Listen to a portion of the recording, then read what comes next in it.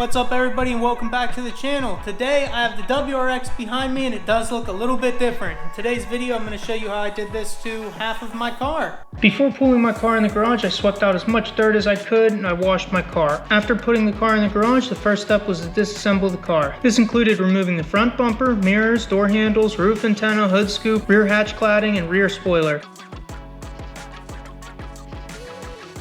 First up, we have the front bumper. I like to knock this out first because to me, it's the hardest. If you're looking for a one-piece bumper, this isn't the place. But this wrap will last, and I have little skill. This requires disassembly, which we already did, prep, which is washing the car, then clay bar, then isopropyl alcohol to get off all the contaminants. Putting down the first pieces are the inlays, which I put in locations where I don't think I can make one piece of wrap stretch around a hard or strange angle, such as grills, vents, fog lights, or headlights, depending on the vehicle.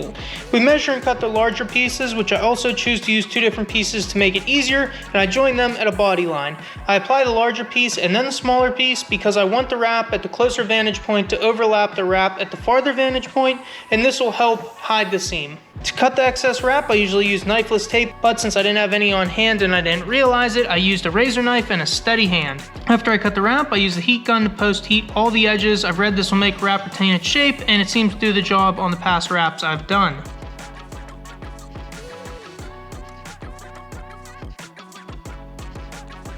We can't forget the piece we removed from the bumper. Wrap those too.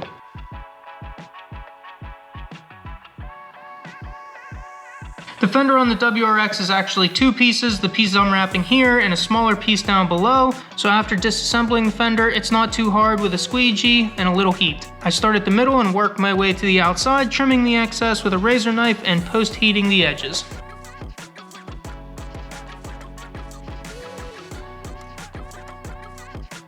Before we get to the doors, I try and get a piece of wrap large enough to cover the quarter panel and that trim along the top, or whatever it's called, all in one piece. I position it along the side of the car so I can reuse the excess for one of the doors. I tried to one piece the whole side of a car before. I don't have enough skills to do that.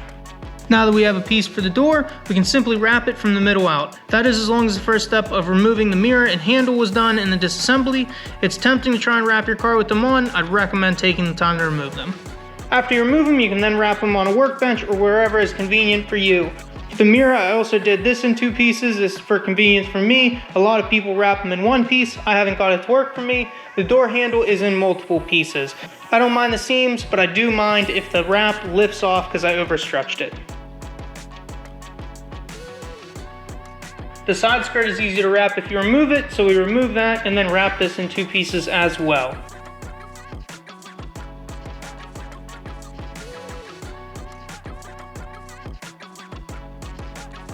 The hood can be challenging if you wrap the whole thing, but since we're only wrapping half, this is going to be super simple for us. I'm also not going to worry about the halfway mark because I didn't have knifeless tape, so I will be cutting a line after the fact. The one thing I've learned over wrapping vehicles is I'll never wrap a roof without removing the antenna, so that's the first thing I do. We also want to tape off the windows and trim next to the roof. I don't want any tape to stick to those pieces because I'll be trying to push the wrap down, and if it would grab on a window or trim, it's going to make that more difficult. Since we previously cut the one piece for the quarter panel and the top sill, now all we have to do is relay that out, apply it, and work from the back of the car to the front of the car.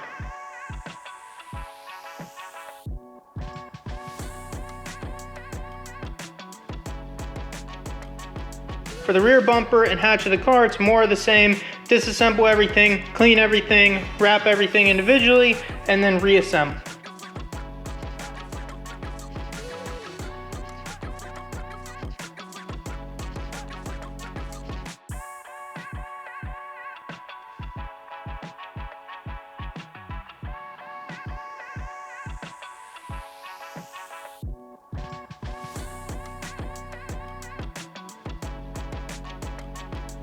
The fun part now, after wrapping the car, is cutting the center line. In the future, when I do this, I am going to use the knifeless tape. Since I didn't have any, I laid down masking tape, made a straight line, and then used the razor knife to cut along that line. Although I do think the Nardo Gray looks super clean and would still love the car if it looked like this, it just wasn't the look I was after.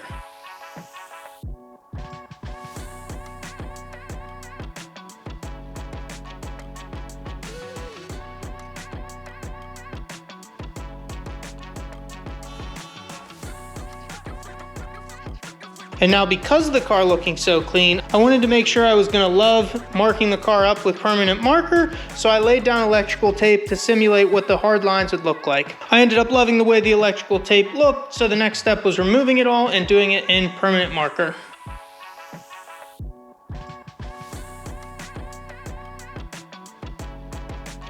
Laying down the body lines and drawing on your car in permanent paint marker is an absolute blast. I chose Clink paint markers. They worked phenomenally. I started by first marking off the hard lines of the car. I then went through and did the accent lines, and then just looking at it, I touched up a couple areas. I made a lot of the body lines thicker, and it was just whatever looked good in my personal preference. I did go off of images of other cars that have been done in this fashion to try and get ideas, and just continued to add more lines, thicken up the lines, and redo parts until I was happy with the look.